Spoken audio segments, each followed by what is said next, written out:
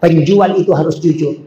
Nabi kalau menjual tidak pernah rugi, tapi barangnya selalu habis. Kenapa? Karena dia jujur. Bagaimana Nabi menjual? Kalau ada penjual pakai jualan cara menjualnya Nabi, insya Allah pembeli akan datang terus. Bagaimana caranya? Beritahukan modalnya, baru minta keuntungan.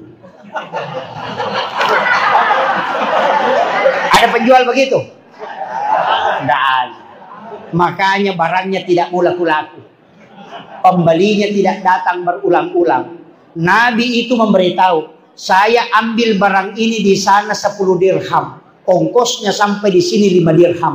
Modalnya barang ini adalah 15 dirham. Silahkan ambil berapa keuntungan yang kau mau kasihkan kepada aku.